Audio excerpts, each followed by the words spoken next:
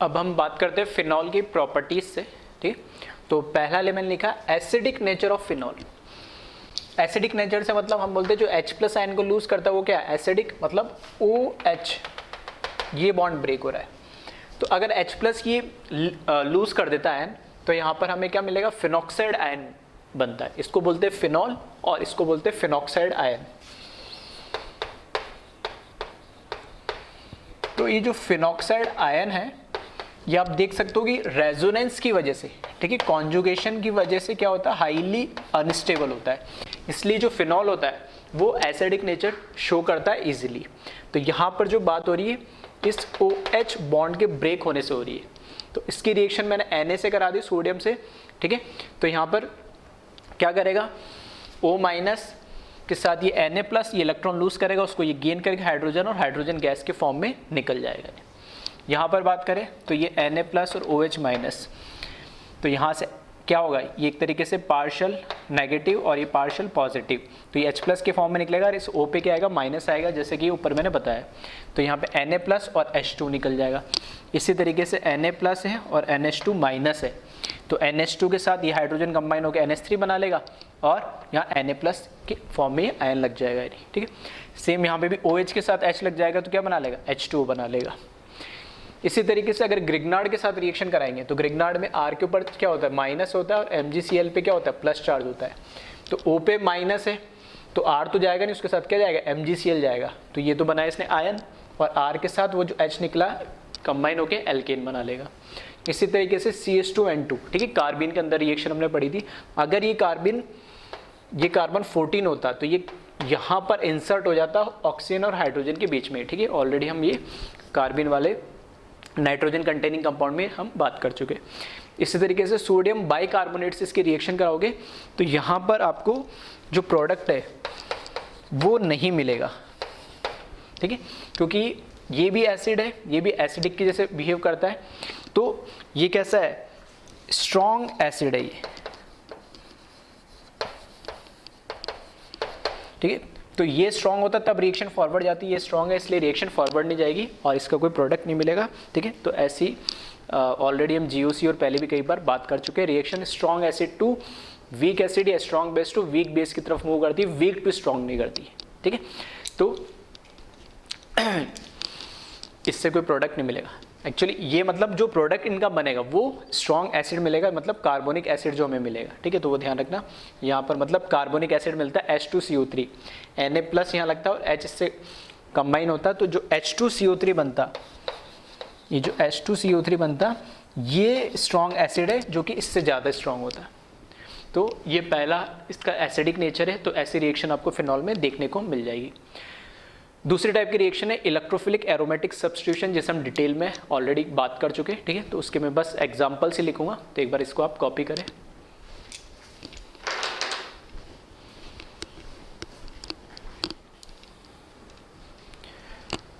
Next जो reaction है phenol की वो है इलेक्ट्रोफिलिक एरोमेटिक सब्स्टिट्यूशन, ठीक है। तो ये भी हम ऑलरेडी डिटेल्स में देख चुके हैं, क्योंकि यहाँ पर ऑक्सीजन के पास लोन पेयर ऑफ इलेक्ट्रॉन होते हैं 2, तो ये शो करता है +M इफेक्ट। तो ये एक्टिवेटिंग ग्रुप भी है और ऑर्थोपेरा डायरेक्टिंग भी है।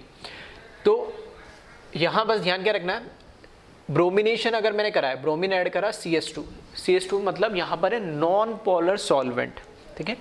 ध्यान आप किस तरीके से रखना है, ये अगर नॉन पोलर सॉल्वेंट है तो उसकी प्रेजेंस में जब आप रिएक्शन कराओगे तो नॉर्मल आपको क्या मिलेगा, एक ऑर्थो डायरेक्टेड और एक पैरा, ठीक है। एक ऑर्थो वाला मिलेगा प्रोडक्ट और एक पैरा वाला मिलेगा।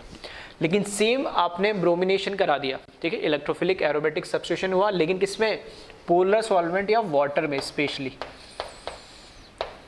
ठीक है। तो इस तरीके की रिएक्शन हम अमाइंस के अंदर, ठीक है, एरोमेटिक अमाइंस में भी देख चुके कि जब वाटर के प्रेजेंस में कराते तो इसकी जो हम बोलते हैं ऑर्थोपेरा डायरेक्टिंग ग्रुप की जो एक्टिविटी होती है वो हाईली बढ़ जाती है पोलर सॉल्वेंट में। तो यहाँ पर क्या होता है, सारी ऑर्थो पोजीशन और सारी पैरा पोजीशन, ठीक है, ऑक्यूपाई कर लेता है।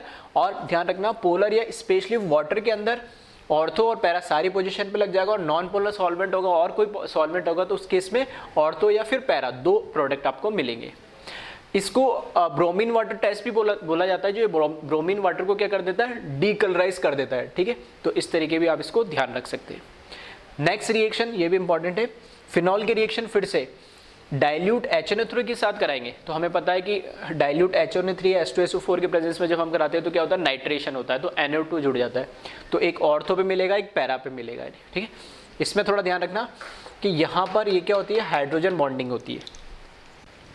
हाइड्रोजन बॉन्डिंग होने की वजह से इसमें जो ऑर्थो, ठीक है, ऑर्थो जो प्रोडक्ट होता है वो मेजर होता है, ठीक है। ऑर्थो प्रोडक्ट वो होता है मेजर, क्यों, ड्यू टू हाइड्रोजन बॉन्डिंग। इसी तरीके से अगर हमने कंसंट्रेटेड नाइट्रिक एसिड ले लिया, कंसंट्रेटेड नाइट्रिक एसिड लिया, तो सिमिलरली इसकी एक्टिविटी और हाईली बढ़ जाती है ग्रुप की, और ऑर्थो और पैरा तीनों पोजीशन पे यहाँ पर क्या लग जाता है, नाइट्रो ग्रुप लग जाता है, और इसको बोला जाता है पिक्रिक एसिड।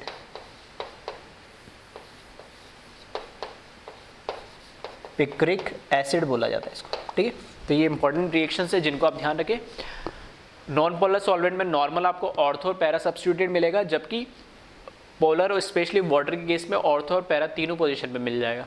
सिमिलरली इस तरीके डाइल्यूट के केस में आपको क्या मिलेगा, ऑर्थो पैरा सब्स्टिट्यूटेड मिलेगा, और उसमें भी मेजर माइनर पूछ ले तो इस तरीके से देख लेना। मैंने बताया पहले भी कि अगर हाइड्रोजन बॉन्डिंग हो रही हो तब तो ऑर्थो मेजर होगा, जनरली क्या होती है फिर पैरा मेजर होता है, और कंसनट्रेटेड के केस में क्या मिल जाएगा, पिक्रिक एसिड मिल जाएगा। तो इसको कॉपी करें। नेक्स्ट जो रिएक्शन है, ठीक है, इसी की रिएक्शन हमने करा दी इलेक्ट्रोफिलिक की, ठीक है। बहुत सारे हमने टाइप देखे थे इलेक्ट्रोफिलिक में, Friedel craft, alkylation, acylation, sulphonation, halogenation. तो कोई भी रिएक्शन यहाँ पे दे रखी हो, और हमें ये भी पता लग गया डायरेक्टिव इन्फ्लुएंस हमने पढ़ लिया है, तो फिनोल का डायरेक्टिव इन्फ्लुएंस कैसा होता है, ऑर्थो पैरा डायरेक्टिंग होता है, और कैसा होता है, एक्टिवेटिंग होता है ये।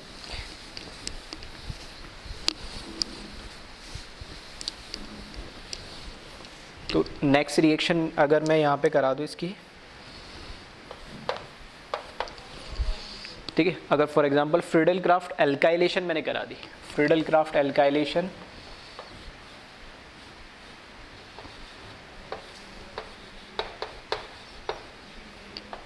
ठीक है, ये कोई एल्काइल हैलाइड ले लिया, तो यहाँ से क्या आएगा, इस पे बनेगा कार्बोकेटाइन, और वो कार्बोकेटाइन क्या होगा, फिर रीअरेंज होगा, ठीक है।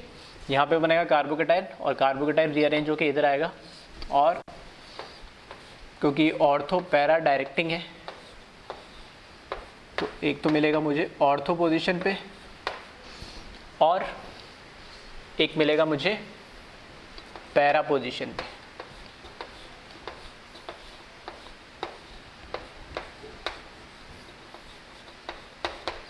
ठीक है, इसमें भी कभी वो मेजर माइनर पूछ ले तो आप बता देना।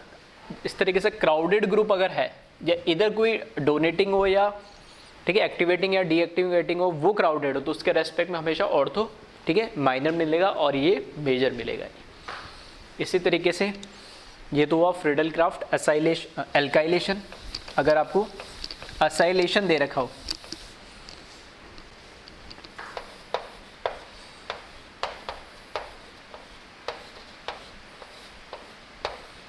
ठीक है, इसकी रिएक्शन हमने करा दी, फॉर एग्जांपल RCOCl AlCl3 के साथ।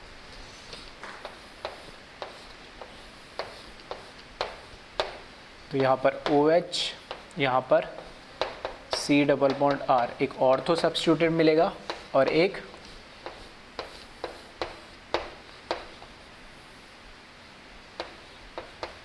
पैरा सब्स्टिट्यूटेड मिलेगा।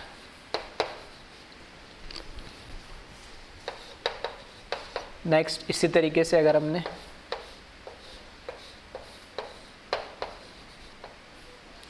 फिर सल्फोनेशन अगर हमने करा दिया और कंसंट्रेटेड हमने क्या करा, H2SO4 हमने यूज़ करा, तो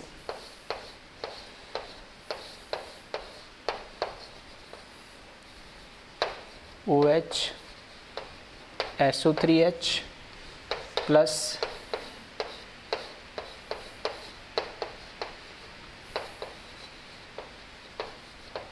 ठीक, तो इस तरीके से इलेक्ट्रोफिलिक एरोमेटिक सब्स्टिट्यूशन की, ठीक है, दोनों चीज़ हमने अलग अलग पढ़ ली, एरोमेटिक सब्स्टिट्यूशन भी और डायरेक्टिव इन्फ्लुएंस भी, ठीक है। तो उसके अकॉर्डिंग कोई भी रिएक्शन दे रखी हो आप इनको बना सकते हैं। जैसे ये फ्रीडल क्राफ्ट एल्काइलेशन है,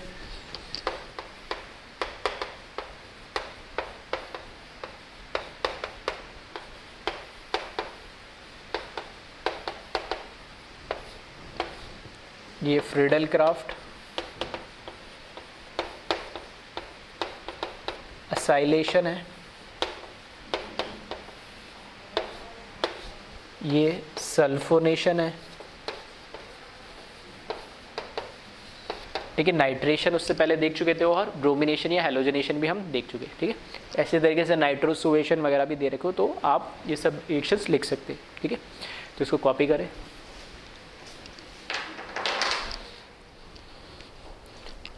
नेक्स्ट जो रिएक्शन है वो है कोल्बे रिएक्शन, ठीक है, क्योंकि एक रिएक्शन ऑलरेडी हम पढ़ चुके कोल्बेस इलेक्ट्रोलाइसिस, ठीक है, वो फ्री रेडिकल मैकेनिज्म था, वो हम फ्री रेडिकल मैकेनिज्म में पढ़ चुके, वो अलग है। इलेक्ट्रोलाइसिस प्रोसेस हम यूज़ करते हैं, यहाँ पे कोई इलेक्ट्रोलाइसिस प्रोसेस नहीं है, सिर्फ नाम है कोल्बे, ठीक है, नाम वहाँ पे भी कोल्बे इलेक्ट्रोलाइसिस बोला जाता है, इसको नॉर्मली कोल्बे रिएक्शन बोला जाता है।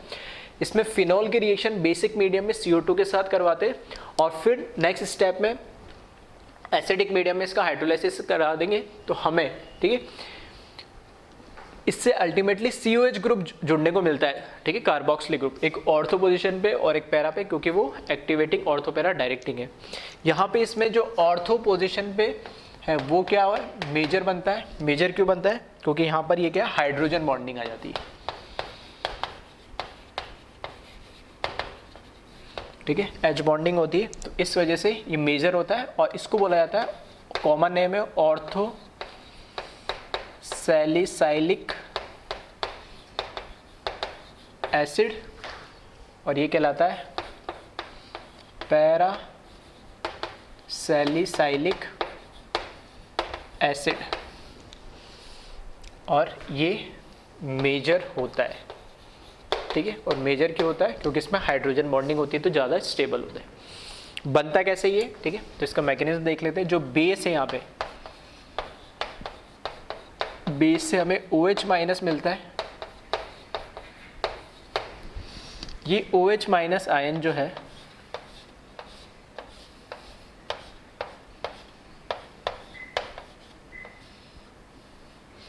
ठीक है, ये जो OH माइनस आयन है ये इसके साथ रिएक्ट करता है।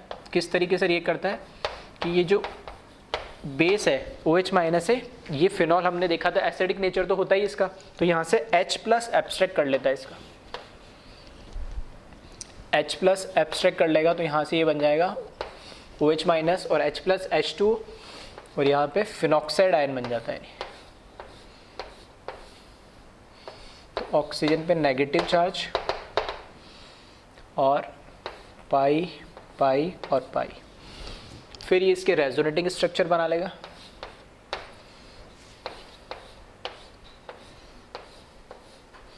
ठीक है। पाई पहले यहाँ पर आ जाएगा तो ये डबल बॉन्ड ऑक्सीजन आ जाएगा, फिर ये नेगेटिव इधर शिफ्ट हो जाएगा, ठीक है, ये इधर आया और ये इस तरीके से एक RS ये बन जाएगा,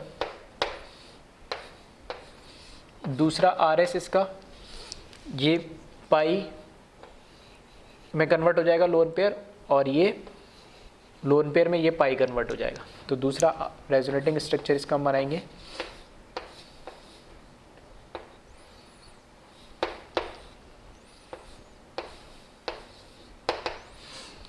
अब इसमें क्या है, फिर से नेक्स्ट रेजोनेटिंग स्ट्रक्चर बनाओगे तो वो कहाँ चला जाएगा, ऑर्थो पे, और उससे नेक्स्ट जाओगे तो वापस उधर फिनॉक्साइड आयन बन जाएगा।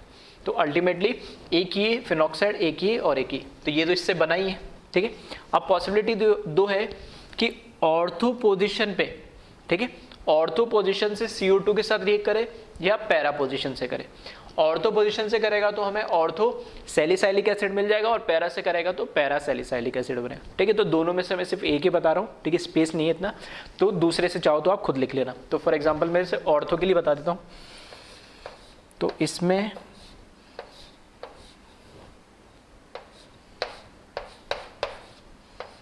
यहाँ पर हमारे पास lone pair of electron with negative charge, इसकी रिएक्शन होती है CO2 के साथ। तो CO2 के साथ ये रिएक्शन होगी तो ये कार्बन पे अटैक करेगा और पाई बॉन्ड ऑक्सीजन पे इस तरीके से शिफ्ट हो जाएगा।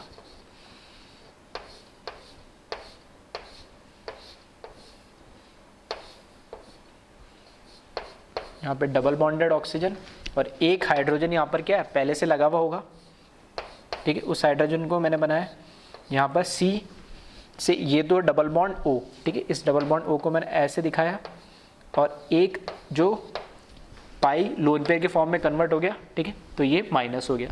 तो C डबल बॉन्ड O जो नीचे की तरफ दिखा दिया और ये O माइनस और एक हाइड्रोजन इस पर पहले से हर कार्बन पे लगा हुआ होता है, ठीक है।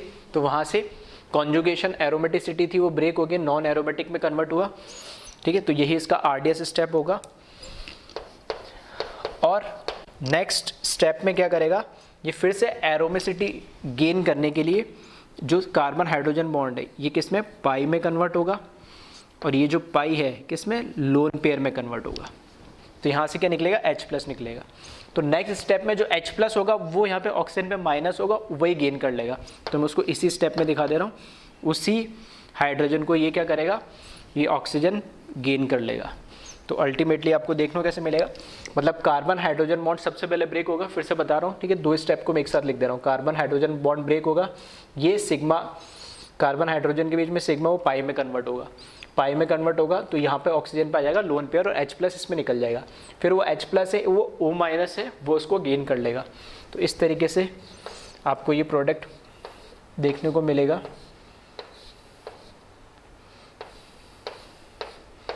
यहाँ पर तो बन गया OH, यहाँ पर C, ठीक है, C डबल बॉन्ड और O-, ठीक। ऐसा नहीं भी करो तो भी कोई दिक्कत नहीं है, ठीक है। यहाँ से आप चाहो तो इसको ऐसे भी रहने दे सकते हो, क्योंकि हम क्या हाइड्रोलाइसिस इसमें कराएंगे तो दोनों का एक साथ आप हाइड्रोलाइसिस करा दो, ठीक है। तो यहाँ से ये बॉन्ड गया और यहाँ से H+ निकल गया। अब नेक्स्ट स्टेप में हम क्या करेंगे, इसका हाइड्रोलाइसिस कराएंगे एसिडिक मीडियम में। तो इधर भी H लग जाएगा और ऑक्सीजन पे जो माइनस है उधर भी क्या लग जाएगा, H लग जाएगा, ठीक है। तो दोनों को एक साथ हाइड्रोलाइसिस करने में यहाँ पे भी H आ जाएगा, H+ आ जाएगा, यहाँ पे भी H+ आ जाएगा, क्योंकि एसिडिक मीडियम में तो हम करवा ही रहे इसको। तो फाइनली ये आपका ऑर्थो सैलिसाइलिक एसिड बन जाएगा।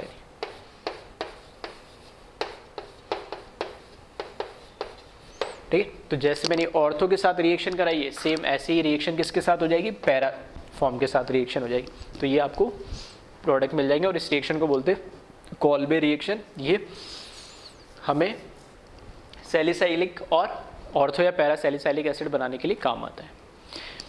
इसको कॉपी करें। इसी तरीके की एक रिएक्शन और है जो कार्बिन मैकेनिज्म से होती है, नहीं, ठीक है। तो मैं मैकेनिज्म नहीं बता रहा हूँ, बस रिएक्शन बता रहा हूँ, ध्यान रखना। इसी तरीके की एक रिएक्शन होती है, ठीक है, उसका नाम कॉल्बे नहीं है, प्रोडक्ट तो खैर सेम ही बनेगा,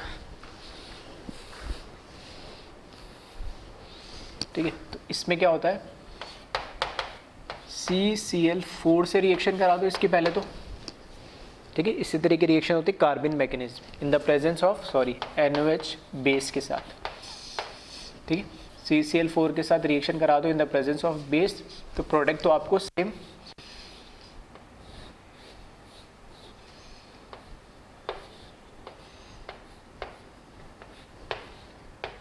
ठीक है, सेम ही प्रोडक्ट मिलेंगे आपको। तो इसमें इससे भी हमें क्या मिलेगा, ऑर्थो सैलिसाइलिक एसिड और पैरा सैलिसाइलिक एसिड मिलेगा। तो ध्यान रखना यहाँ पर ये किससे होता है, कार्बिन मैकेनिज्म से होता है ये।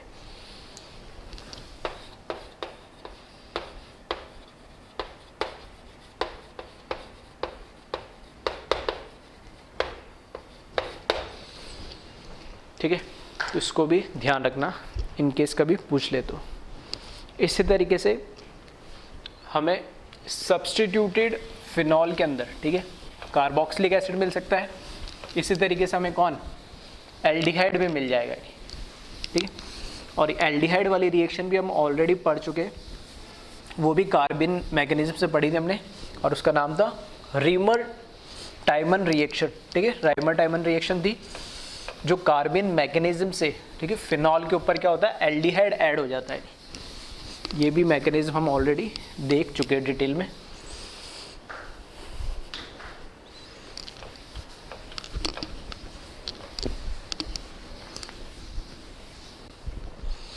तो नेक्स्ट रिएक्शन लिख लेना इसमें,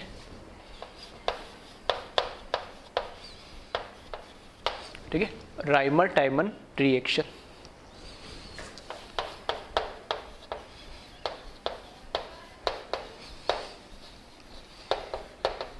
ठीक है, कोल्बे रिएक्शन देखी थी हमने।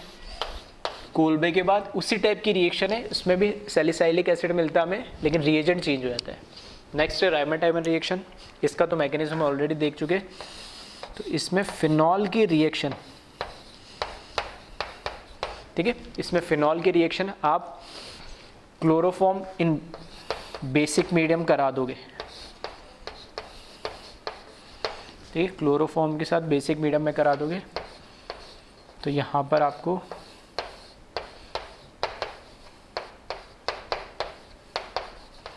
ऑर्थो पे CHO एल्डिहाइड ग्रुप देखने को मिलेगा और एक पैरा पे, क्योंकि OH क्या है, ऑर्थो पैरा डायरेक्टिंग ग्रुप है।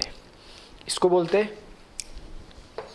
ऑर्थो सैलिसिल्डिहाइड,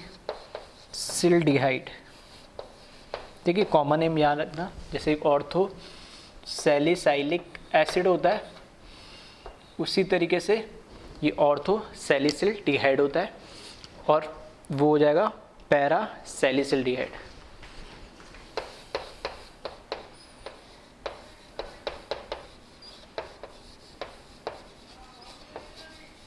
और इसमें भी देखोगे तो यहाँ पर क्या, हाइड्रोजन बॉन्डिंग आ जाएगी, और हाइड्रोजन बॉन्डिंग होने की वजह से ये फिर से क्या बन जाएगा, मेजर प्रोडक्ट बन जाएगा, ठीक है। तो ये रिएक्शंस भी आप ध्यान रखिएगा।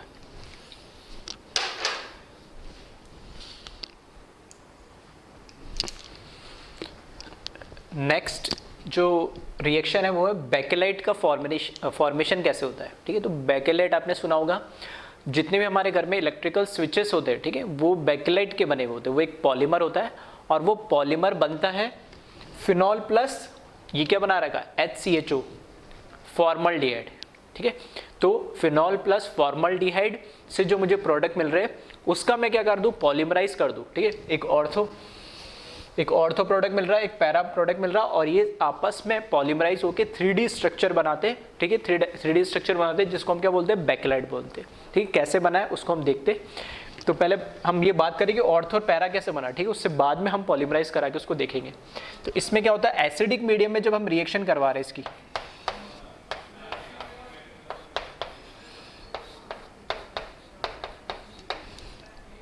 तो एसिडिक मीडियम में जब रिएक्शन कराते तो हमारे पास ऑक्सीजन के पास क्या है, लोन पेयर ऑफ इलेक्ट्रॉन है। तो लोन पेयर ऑफ इलेक्ट्रॉन से ये H+ के साथ क्या कर लेता, बॉन्ड बना लेगा और उसको एक्सेप्ट कर लेगा, और ये बना लेगा OH, इस पे हो जाएगा पॉजिटिव चार्ज, ठीक है। फिर ये पाई बॉन्ड लोन पेयर में कन्वर्ट हो जाएगा ताकि ऑक्सीजन पे क्या आ जाए, पॉजिटिव चार्ज है वो हट जाए और वापस से लोन पेयर आ जाए। कार्बन पे क्या आ जाएगा, पॉजिटिव चार्ज आएगा और ये कार्बोकेटाइन जनरेट हो जाएगा। ये एक तरीके से क्या बना, इलेक्ट्रोफाइल बना, और रिएक्शन वही हो रही, इलेक्ट्रोफिलिक एरोमेटिक सब्स्टिट्यूशन ही है, ठीक है। तो यहाँ पर क्या मिला, एक मुझे इलेक्ट्रोफाइल मिल गया जो कि बेंजीन के साथ रिएक्ट करेगा, और बेंजीन के साथ जब इलेक्ट्रोफाइल रिएक्ट करेगा तो 2 स्टेप मैकेनिज्म से ये क्या बना लेगा, प्रोडक्ट बना लेगा। अब इसमें 2 पॉसिबिलिटी है, क्योंकि OH जो है ये ऑर्थो पैरा डायरेक्टिंग है, तो एक ऑर्थो सब्स्टिट्यूटेड प्रोडक्ट मिलेगा और एक पैरा सब्स्टिट्यूटेड मिलेगा, ठीक है। तो यहाँ से एक प्रोडक्ट मिल जाएगा हमें CH2OH, ये ऑर्थो सब्स्टिट्यूटेड, और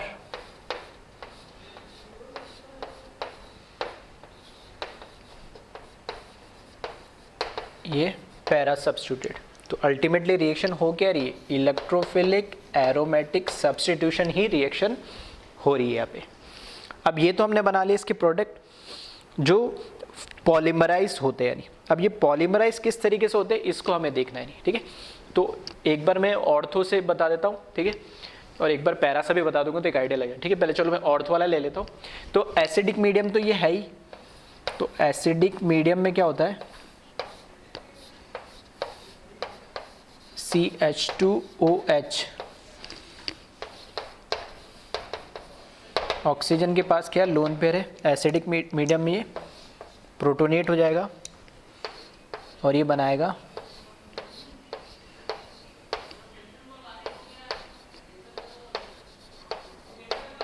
CH2OH2, पॉजिटिव चार्ज आ जाएगा, ठीक है। अब ये क्या है, गुड लिविंग ग्रुप में कन्वर्ट हो गया तो यहाँ से H2 के फॉर्म में निकल जाएगा, ठीक है। तो यहाँ पे मैं नीचे लिख देता हूँ -H2, ठीक है। गुड लिविंग ग्रुप में कन्वर्ट हो गया तो H2 के फॉर्म में निकल गया और यहाँ क्या बन जाएगा, कार्बोकेटाइन बन जाएगा।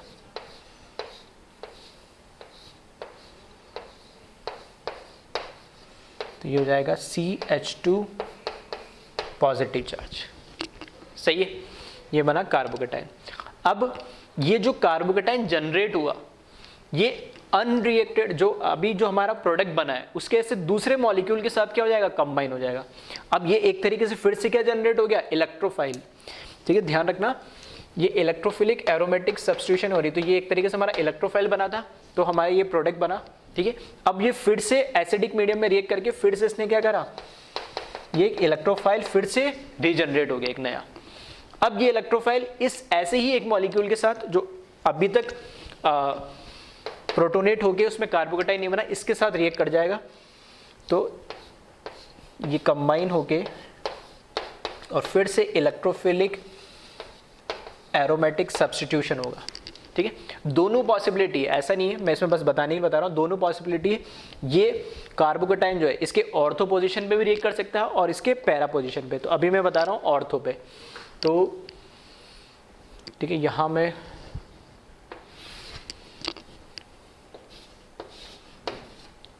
ठीक है इस तरीके से एरो मैंने बना दिया। तो ये दोनों रिएक्ट करके और यहाँ प्रोडक्ट कैसे बना लेंगे,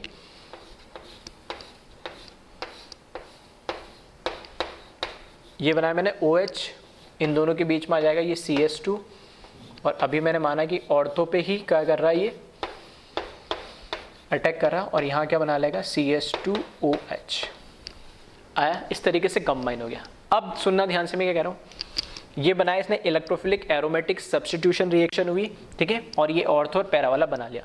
ऑर्थो से भी बन सकता है, पैरा से, दोनों से बनता है। तो मैंने एक ऑर्थो से बना के दिखाया, ठीक है, ये वापस से प्रोटोनेट होके H2 निकल के कार्बोकेटाइन में कन्वर्ट हो गया, दैट मीन्स इलेक्ट्रोफाइल है, और ये दूसरे मॉलिक्यूल के साथ रिएक्ट करके फिर से इलेक्ट्रोफिलिक एरोमेटिक सब्स्टिट्यूशन रिएक्शन हुई और ऐसे कंबाइन हो जाएगा।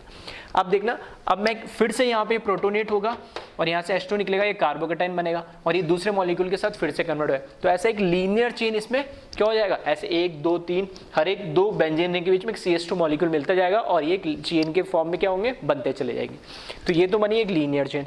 अब 3D बोला तो अब की क्रॉस भी तो बन रहा होगा, तो नीचे किससे बनेगा, अगर मेरे को अब इसी मॉलिक्यूल की रिएक्शन, अब इसी मॉलिक्यूल की रिएक्शन में इससे करा देता तो यहाँ क्या बनाता, मैं कार्बोकेटाइन बनाता, ठीक है, जगह नहीं है इसलिए मैं ज़्यादा लिख नहीं रहा हूँ, तो मैं बता दे रहा हूँ, तुम बना लेना।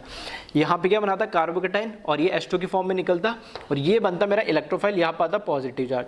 अब ये जब इसके साथ रिएक्ट करता तो अगर मैं मानता हूँ जैसे इसके साथ रिएक्शन करा दी तो इसके ऑर्थो पोजीशन तो क्या हो गए, ऑक्यूपाई हो गए। अब कहाँ रिएक्ट करता है, ये रिएक्ट करता है इसके पैरा पोजीशन पे, तो ये इधर CH2 आता है इसके बीच में और एक और बेंजीन रिंग बन जाती है।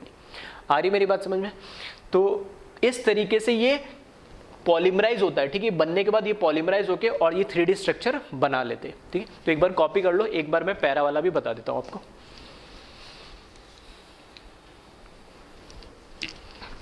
ठीक है, तो पैरा वाला कैसे बनता है,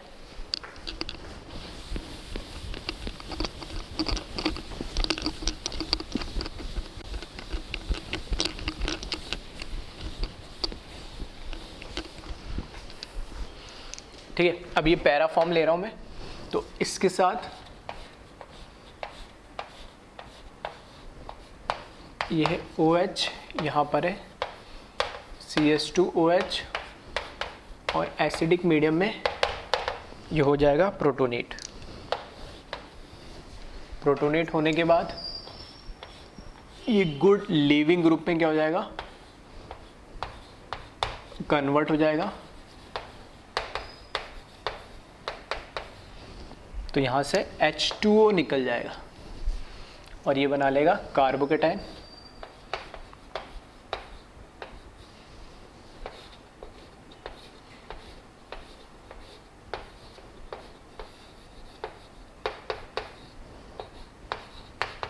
ठीक है, अब ये जो कार्बोकेटाइन बना फिर से क्या जनरेट हो गया, ये इलेक्ट्रोफाइल जनरेट हो गया। अब ये इलेक्ट्रोफाइल इसी तरह के, या आप इस पे भी मान लो, कोई फर्क नहीं पड़ता, मैं दोनों को कंबाइन करके बना दूंगा। ठीक है, तो अभी इसी तरह के एक और मॉलिक्यूल के साथ क्या कर रहा है, ये रिएक्ट कर रहा है और मैं मान रहा हूँ कहाँ, ऑर्थो पोजीशन पे ही, क्या सॉरी पैरा पोजीशन पे ये क्या करेगा, इस पे रिएक्ट करेगा।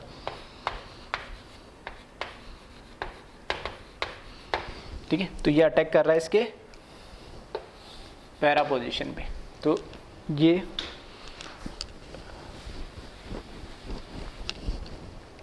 कंबाइन होके बना लेगा ये OH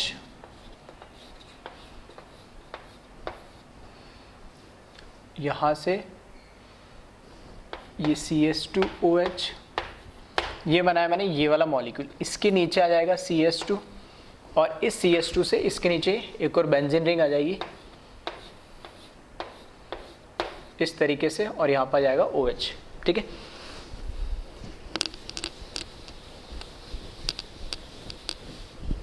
तो ये बना लेगा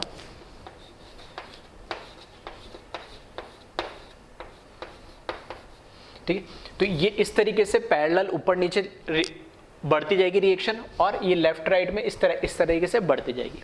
तो अगर फाइनली आप देखोगे, ठीक है, इसका जो 3D स्ट्रक्चर देखोगे वो मैं बना देता हूँ एक बार, किस तरीके से आपको देखने को मिलेगा। ठीक है, वैसे तो ये डिटेल में पॉलीमर चैप्टर में आपको मिल ही जाएगा। ठीक है, लेकिन फिर भी क्योंकि इसमें फिनॉल में हम देख रहे हैं तो मैकेनिज्म मैंने अभी बता दिया। तो इस तरीके से आप देखोगे तो एक बेंजीन रिंग, उसके बीच में CS2, फिर एक बेंजीन रिंग, फिर CS2, फिर बेंजीन रिंग, फिर CS2, इस तरीके से चलता जाएगा। OH OH OH, यहाँ पे इसके बीच में CS2, यहाँ पर OH, फिर यहाँ पे CS2,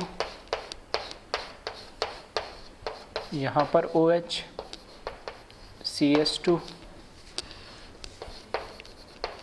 CS2, ये CS2। ठीक है, तो इस तरीके से ये बेकेलाइट, इसको बोला जाता है बेकेलाइट, ये पॉलीमराइज फॉर्म में। ठीक है, इस तरीके से ऊपर नीचे लेफ्ट राइट ये चलता रहता है। तो बेकेलाइट थोड़ा सा इंपॉर्टेंट पॉलीमर के फॉर्म में भी हो जाता है, पॉलीमर चैप्टर में भी आता है, और फिनॉल और किससे, फॉर्मल्डिहाइड से अल्टीमेटली बनता है। ठीक है, तो इसकी थोड़ा सा इसलिए इंपॉर्टेंस इसकी बढ़ जाती है। तो एक बार इसको कॉपी कर ले।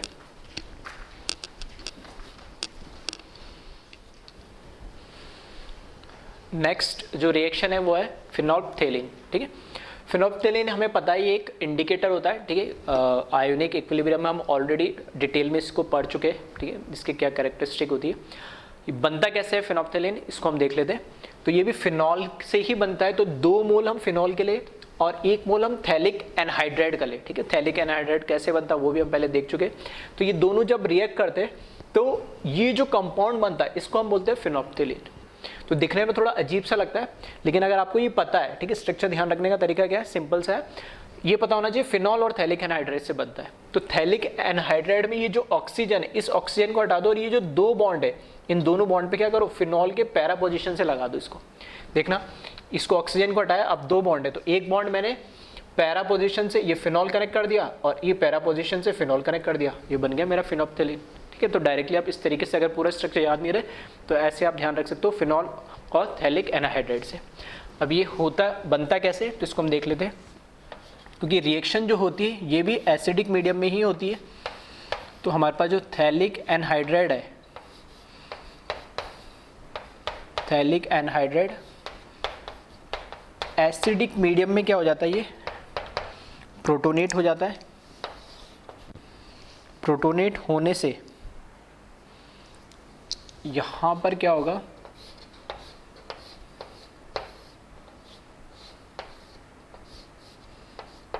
OH और इस पे चार्ज आएगा पॉजिटिव।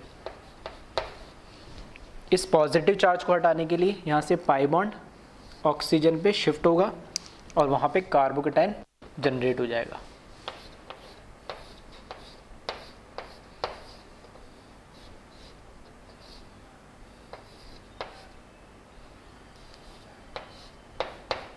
ठीक है, तो यहाँ पर तो आया OH और इधर जनरेट हो गया कार्बोकेटाइन, क्योंकि पाई बॉन्ड ऑक्सीजन पे लोन पेयर में कन्वर्ट हो गया। अब इसके साथ रिएक्शन होती है फिनॉल की। ठीक है, तो अल्टीमेटली सारी क्या इलेक्ट्रोफिलिक एरोमेटिक सब्स्टिट्यूशन रिएक्शन ही चल रही है। यहाँ पर अब कार्बोकेटाइन जनरेट हो गया, तो ये कार्बोकेटाइन यहाँ पर पैरा पोजीशन से, ठीक है, क्योंकि बल्कि ग्रुप है तो ऑर्थो पे नहीं जाना चाहेगा, कहाँ जाना चाहेगा, पैरा पोजीशन पे, तो पैरा पोजीशन पे कार्बोकेटाइन लग जाएगा।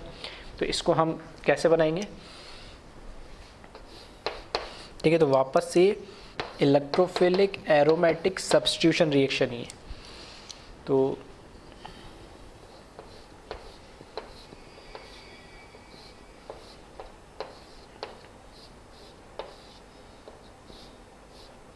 यहाँ पर तो है ये OH ग्रुप और यहाँ से फिनॉल इस पे इस तरीके से लग जाएगा। तो एक ये फिनॉल रिंग तो इस पे अटैच होगी। नेक्स्ट स्टेप में क्या होता है, ठीक है, तो इसको इस तरीके से लिख लेना।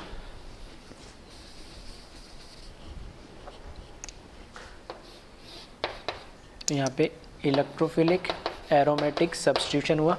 नेक्स्ट स्टेप में फिर से एसिडिक मीडियम में ये जो ऑक्सीजन है ये प्रोटोनेट होगा।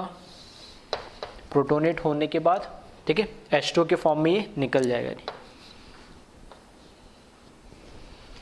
तो यहाँ से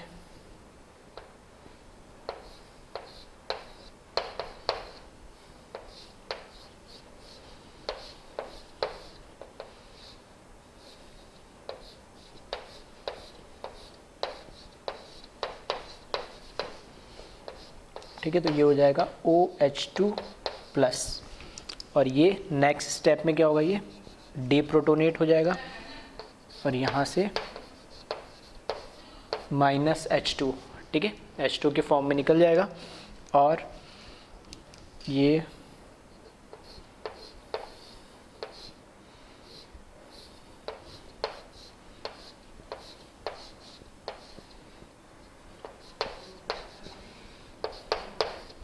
और यहाँ पर जनरेट हो गया कार्बोकेटाइन और इसके साथ फिर से एक और, ठीक है, एक और फिनॉल रिंग इसके साथ कनेक्ट होगी और फाइनली ये प्रोडक्ट बना लेगा। तो इस तरीके से लिख देता हूँ मैं, ये है OH और फिर से यहाँ पैरा पोजीशन से ये जुड़ जाएगा। ठीक है, तो आगे जगह नहीं है तो मैं लिख नहीं रहा हूँ। तो फाइनली हमारा ये, ठीक है, ये प्रोडक्ट फिनोप्थिलीन बन जाएगा। ठीक है, तो सिंपल सा मैकेनिज्म है, थोड़ा सा बस स्ट्रक्चर बड़ा सा है, तो इसको भी आप ध्यान रखिएगा।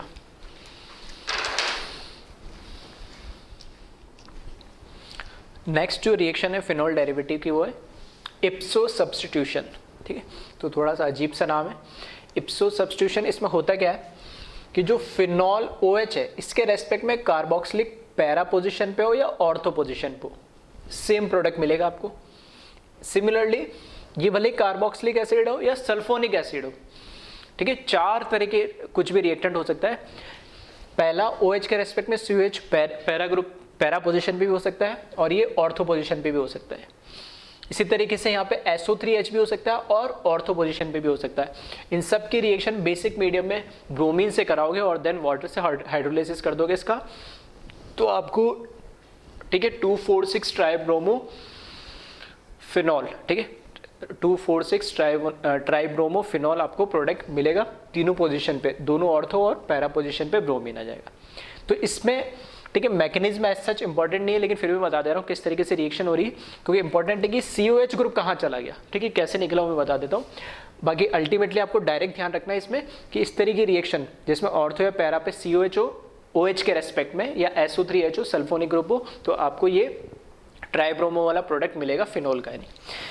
अब इसमें होता क्या है, क्योंकि बेसिक मीडियम में जो हम रिएक्शन करवा रहे हैं, है ना, तो बेसिक मीडियम में जब हम इसकी रिएक्शन करवाते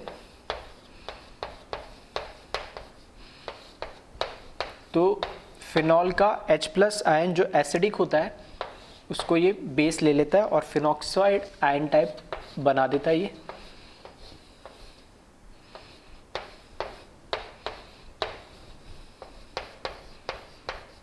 ठीक है, तो यहाँ से मिल जाएगा साथ में हमें H2 मिल जाएगा साथ में।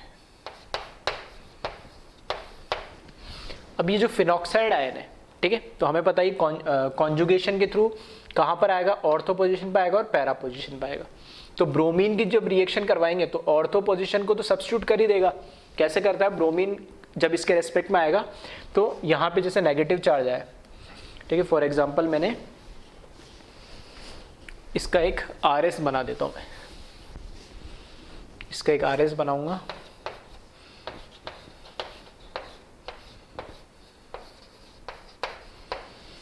तो यहाँ पर आ जाएगा डबल बॉन्ड, यहाँ पर आ जाएगा नेगेटिव चार्ज, और फिर एक और RS बनाऊंगा मैं,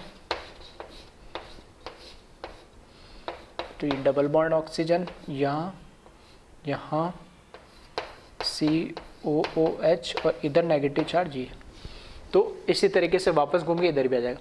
तो ये ऑर्थो पोजीशन पे तो आसानी से आ जाता है, पैरा पे कैसा आएगा और ये COH कैसे गया वो मैं बता रहा हूँ। तो इस पैरा वाला फॉर्म को मैं ले रहा हूँ और पैरा वाला समझ में आ जाएगा तो ऑर्थो वाला तो आ ही जाएगा नहीं। ठीक है,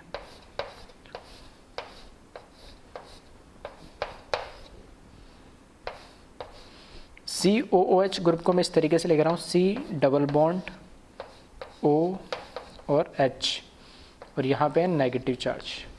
सही है, अब इसकी रिएक्शन मैं किससे करा रहा हूँ, ब्रोमीन से। तो ब्रोमीन यहाँ पर क्या है, नॉन पोलर है। ये नॉन पोलर मॉलिक्यूल जब इस आयन के पास में आएगा तो ये आयन कैसा है, नेगेटिवली चार्ज, तो इसको क्या करेगा, पोलराइज करेगा ये। ठीक है, इंस्टेंटेनियस इसमें इंड्यूस करेगा पोलराइजेशन। तो इस पे पॉजिटिव चार्ज आएगा पार्शियल और इस पे नेगेटिव चार्ज आ जाएगा, इस पे पार्शियल पॉजिटिव, इस पे पार्शियल नेगेटिव, और ये पोलराइज होके यहाँ पे ब्रोमीन उसके साथ जुड़ जाता है। ठीक है, तो इस तरीके से पैरा पोजीशन पे ब्रोमीन आ जाएगा।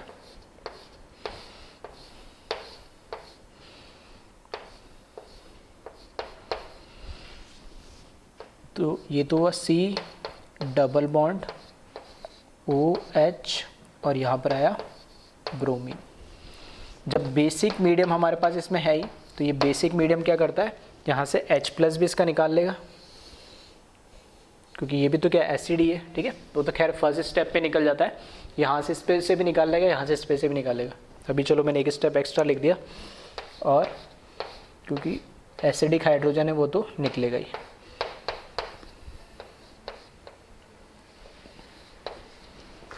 ठीक है, ये हो गया ब्रोमीन, और यहाँ हो गया C डबल बॉन्ड O पे माइनस चार्ज।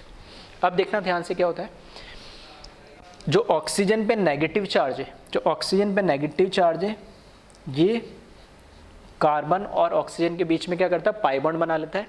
और क्योंकि कार्बन की वैलेंसी पूरी हो जाती है, ठीक है, कार्बन की वैलेंसी यहाँ पे पूरी हो जाती है, तो यहाँ पर ये क्या कर देता है, इसको लोन पेयर के फॉर्म में वापस से रीजनरेट कर देता है। कैसे भी देख सकते हो, लोन पेयर के फॉर्म में मान लो या इसको पाई के फॉर्म में मान लो, और ये अपना आप सारे, ठीक है, क्या होंगे, पाई बॉन्ड शिफ्ट हो जाएंगे। तो अभी चलो मैं सिंपल कर देता हूँ इसको, लोन पेयर के फॉर्म में मैंने इसको कन्वर्ट कर दिया। तो लोन पेयर के फॉर्म में मैंने कन्वर्ट करा, तो फाइनली मुझे यहाँ पे ब्रोमीन मिल जाएगा और यहाँ पे नेगेटिवली चार्ज। ठीक है, और प्लस यहाँ पर क्या मिल जाएगा मुझे, प्लस यहाँ पे CO2 मिल जाएगा, ये CO2 जो निकला है। और इसका रेजोनेटिंग स्ट्रक्चर बनाओगे तो वापस से क्या बन जाएगा, ये लोन पेयर को इधर शिफ्ट कर दो और पाई को इधर शिफ्ट कर दो, तो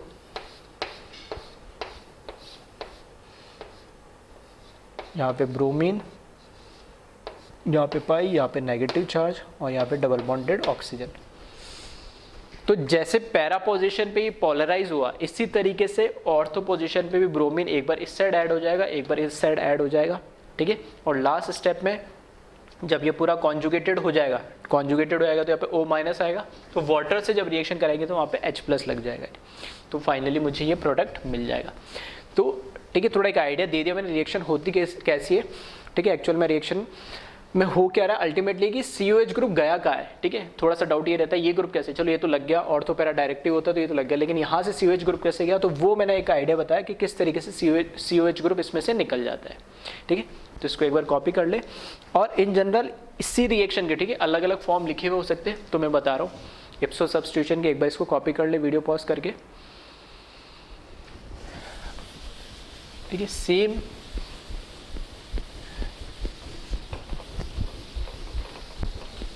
प्रोडक्ट आपको सेम ही मिलेगा, रिएक्टेंट हो सकता है अलग अलग हो जाए।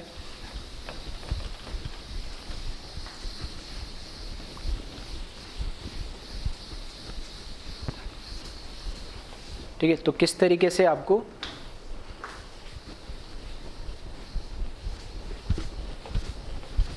इप्सो सब्स्टिट्यूशन में अलग अलग रिएक्टेंट से प्रोडक्ट मिलता है, तो मैं वो लिख देता हूँ। फर्स्ट तो अभी मैंने जैसे लिखा ही था,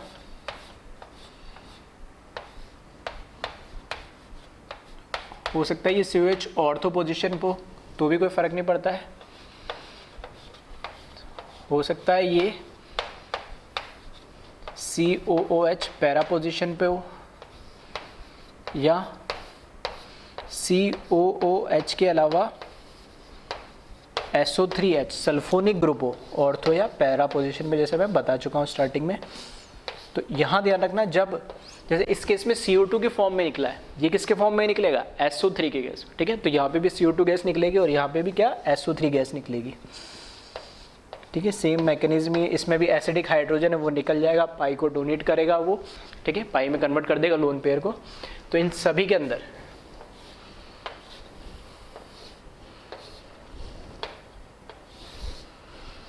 इन सभी की रिएक्शन मैंने बेसिक मीडियम में ब्रोमीन से करा दूँ और देन इसका क्या कर दूँ मैं, हाइड्रोलिसिस कर दूँ, तो आपको प्रोडक्ट सेम ही देखने को मिलेगा। फिनॉल के रेस्पेक्ट में ऑर्थो और पैरा पोजीशन पे क्या आ जाएगा, ब्रोमीन आ जाएगा। ठीक है, तो इस रिएक्शन को बोलते हैं इप्सो सब्स्टिट्यूशन।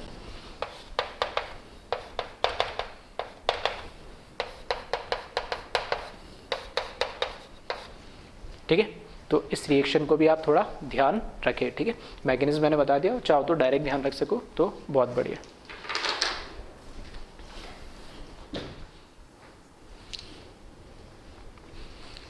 ठीक है, अब जो फिनॉल है वो एज ए न्यूक्लियोफाइल भी बिहेव कर सकता है। जैसे हम देख रहे हैं कि बेसिक मीडियम में जब हम फिनॉल के रिएक्शन कराते हैं तो यहाँ से ये एसिडिक H ले जाएगा और ये क्या, फिनॉक्साइड जो आयन बन रहा है ये क्या है, एज ए न्यूक्लियोफाइल बिहेव कर सकता है। फॉर एग्जाम्पल, ठीक है, अब जैसे ये रिएक्शन मैंने डायरेक्ट लिख दिया जिसमें फिनॉक्साइड आयन बना दिया, तो फिनॉक्साइड आयन यहाँ पर इस पर रिएक्ट करेगा, यहाँ से Cl माइनस निकल जाएगा और ये SN2 मैकेनिज्म से रिएक्शन हो जाएगी और ये बना लेगा PHOCS3। सिमिलरली यहाँ पर आप देखोगे ये इस कार्बन पर अटैक करेगा, ये पाई लोन पेयर में कन्वर्ट होगा, ये वापस रिवर्ट बैक होगा और यहाँ से Cl निकल जाएगा। ठीक है, कौन सा मैकेनिज्म है ये, SNAE। ठीक है, तो SNAE से यहाँ पर जो प्रोडक्ट बनेगा वो हो जाएगा PHOC डबल बॉन्ड और यहाँ पर CS3। ठीक है, सिमिलरली एनहाइड्राइड से रिएक्शन कराओगे तो वापस कार्बन पर अटैक करा, पाई लोन पेयर में वापस रिवर्ट बैक और ये, ठीक है, साथ में जैसे यहाँ से Cl निकला तो प्लस बाय प्रोडक्ट क्या बन जाएगा, ये HCl, Cl यहाँ से और इसका जो H प्लस जो निकल रहा है बेसिक मीडियम में, ऐसा भी हम बोल सकते हैं। सिमिलरली यहाँ पर भी क्या मिल जाएगा, बाय प्रोडक्ट HCl मिल जाएगा। इसी तरीके से यहाँ पर क्या लग जाएगा, PHC डबल बॉन्ड CS3। ठीक है, PHO आ जाएगा तो यहाँ पर PHO, ठीक है, क्योंकि ऑक्सीजन से अटैक कर रहा है और ये जो CS3 C double bond O, ये जो लीविंग ग्रुप निकला है O माइनस, तो उस H के साथ कंबाइन होके ये इस तरीके से एसिटिक एसिड बना लेगा। सिमिलरली यहाँ पर देखोगे तो ये सल्फर पे अटैक करेगा, पाई लोन पेयर में, लोन पेयर वापस पाई में, और यहाँ से Cl लिविंग ग्रुप के फॉर्म में निकल जाएगा। और ये प्रोडक्ट यहाँ पे भी SN मैकेनिज्म है और ये भी SN एडिशन एलिमिनेशन, ठीक है, SN मैकेनिज्म है। और इसमें ये बना लेगा PHOS double bond PH plus HCl, ठीक है। तो इस तरीके से एज ए न्यूक्लियोफाइल ये रिएक्शन कर सकता है, ठीक है। तो इसको कॉपी करें, और कुछ रिएक्शन है वो भी हम देखते हैं।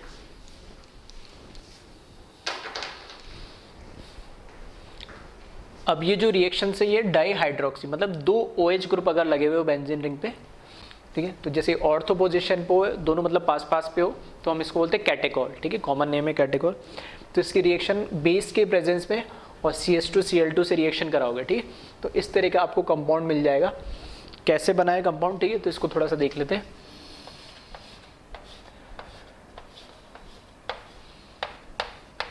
ये OH, यहाँ पर भी OH, और इसका जो कॉमन नेम है इसको ध्यान रखना, इसको बोला जाता है कैटेकॉल।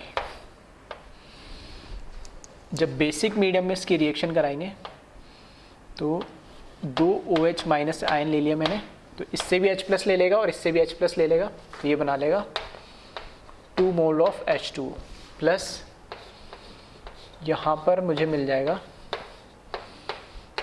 ये भी नेगेटिवली चार्ज और ये भी नेगेटिवली चार्ज। ये रिएक्शन करेगा फिर CH2Cl2 से, तो यहाँ पर जब ये कार्बन पर अटैक करेगा तो यहाँ से C as a leaving group निकल जाएगा और ये बना लेगा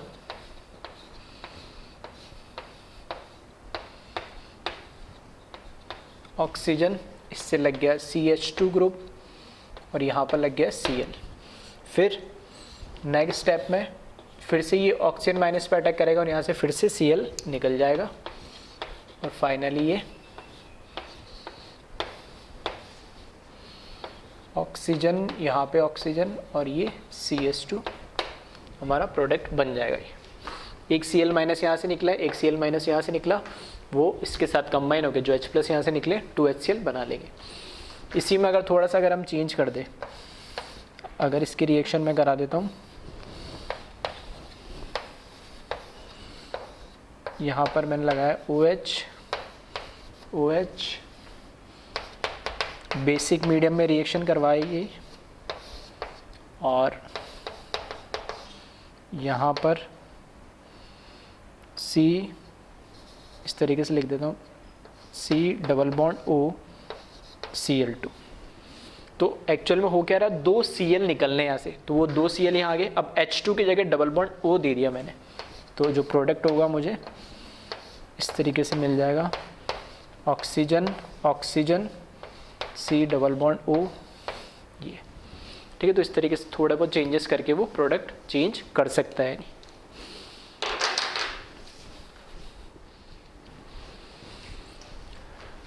ठीक है, नेक्स्ट जो रिएक्शन है, ये जो पिछली रिएक्शन हमने पढ़ी थी, ठीक है, उसकी जैसे नहीं है, थोड़ी अलग है, क्योंकि पिछली रिएक्शन हमने कैटेकॉल पढ़ी थी और वो पढ़ी थी हमने CH2Cl2 या CCl2O।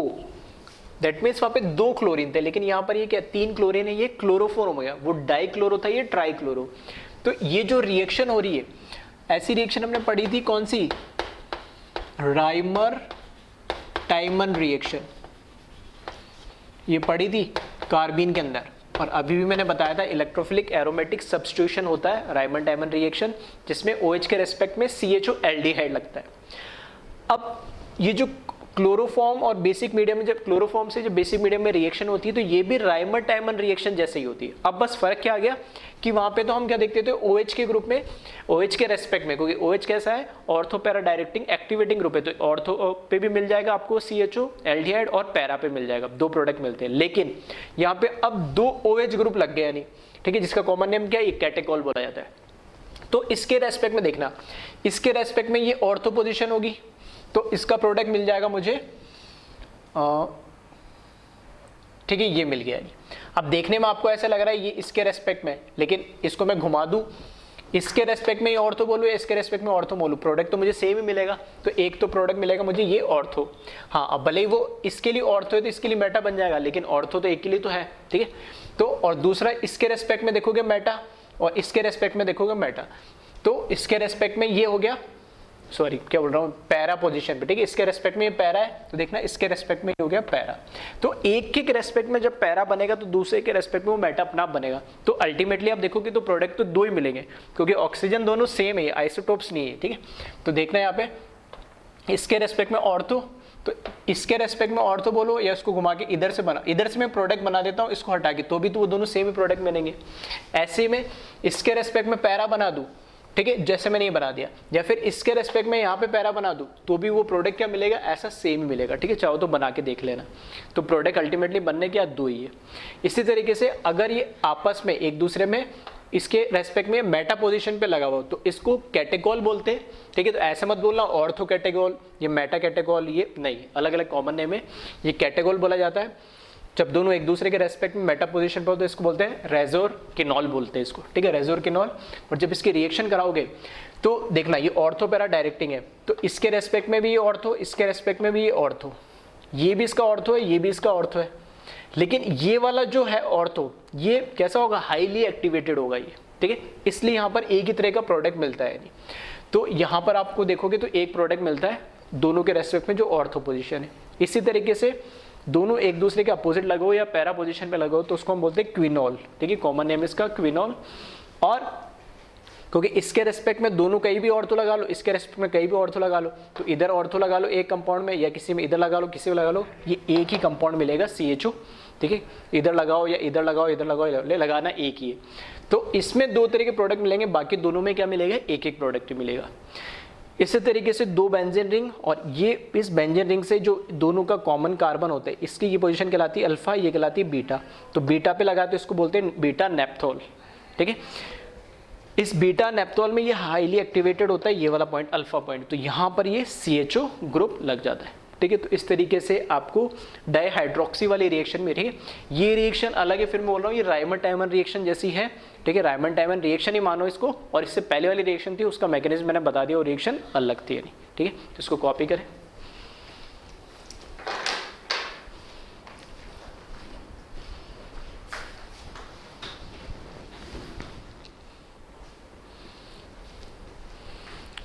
ठीक है, कुछ कॉमन कंपाउंड्स है जैसे aspirin, oil of water green, winter green, sorry, है ना। तो इस तरह के कंपाउंड्स कैसे बने, सिंपल ही है। जैसे फर्स्ट रिएक्शन की बात करूं तो यहाँ पर SNA रिएक्शन हो रही है, ठीक है, SNA रिएक्शन होगी। इस पे ऑक्सीजन पे जो नेगेटिव चार्ज है, फर्स्ट के लिए बता रहा हूँ, ये अटैक करेगा कार्बन पे और यहाँ से Cl निकल जाएगा, ठीक है। तो ये कंपाउंड बन जाएगा, इसको बोलते हैं एसिटाइल सैलिसाइक्लिक एसिड।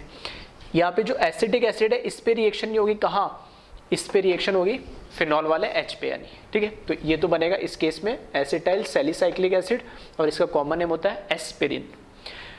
फिर अगर हमने क्या करा, मिथेनॉल से रिएक्शन करा दी, तो अब की बार जो मिथेनॉल से रिएक्शन हो रही है तो यहाँ पे नेगेटिव चार्ज है, ये H+ एसिडिक मीडियम में देगा। अब जो रिएक्शन होगी कहाँ, यहाँ होगी, यानी आ रही बात समझ में। तो यहाँ से क्या करेगा, ये OH बॉन्ड जो है वो ब्रेक हो जाएगा और इस पे कार्बोकेटाइन बनेगा और ये इस पे अटैक करेगा। तो देखना OCH3 जुड़ जाएगा यहाँ पर, और इसको बोलते हैं मिथाइल सैलिसाइलेट।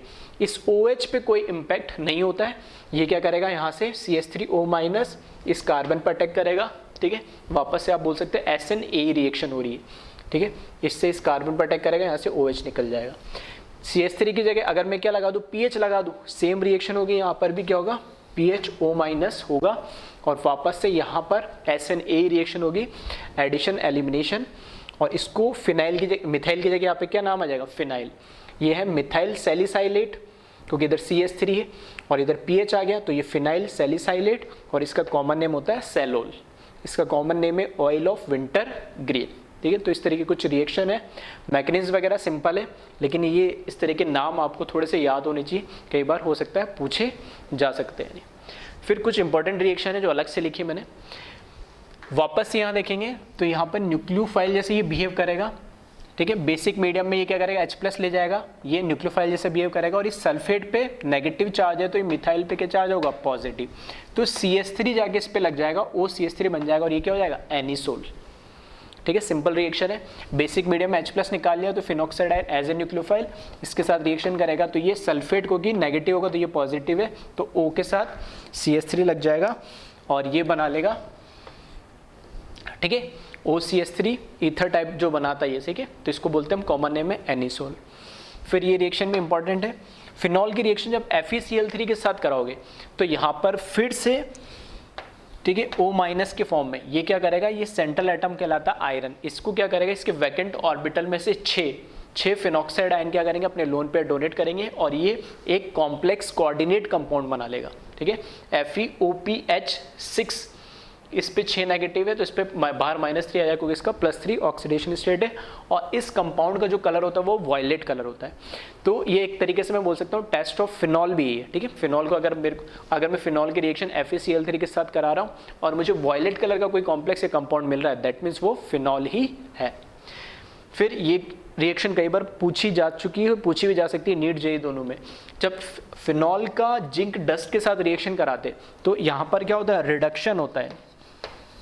ठीक है, ये क्या है, रिएक्शन रिडक्शन हो रहा है किसका, फिनॉल का, और फिनॉल रिड्यूस होकर बेंजीन रिंग में कन्वर्ट हो जाती है और जिंक ऑक्सीडाइज होकर जिंक 0 से +2 में चला जाता है जिंक ऑक्साइड में। ठीक है, तो ये एक रिडक्शन है, फिनॉल का जिंक डस्ट के साथ रिडक्शन होकर बेंजीन में कन्वर्ट हो जाता है।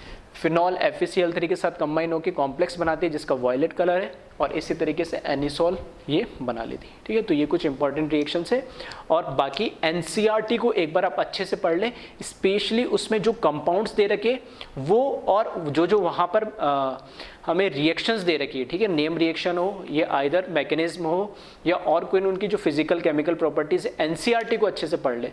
NCERT को एक बार हम अच्छे से पढ़ लेंगे तो हमें एक आइडिया लग जाएगा कि कौन सी reaction board point of view से या जेईई नीट का, क्योंकि मैक्सिमम जेईई नीट का जो एंटी एग्जाम बनाता है, ठीक है, वो NCERT बेसिस पे बनाता है, तो एटलीस्ट NCERT की कोई रिएक्शन तो हम ना छोड़े। ठीक है, क्योंकि हम तो बहुत सारी रिएक्शन एडवांस के पॉइंट ऑफ व्यू से और जो हमारे सिलेबस में लेकिन इतने इंपॉर्टेंट नहीं है वो भी हम पढ़ा देते, लेकिन जो NCERT में दे रखा उसको स्पेशली एक बार अच्छे से पढ़ ले ताकि आपको एक आइडिया लग जाएगा। ठीक है, तो कॉपी करें इसको। Thank you class.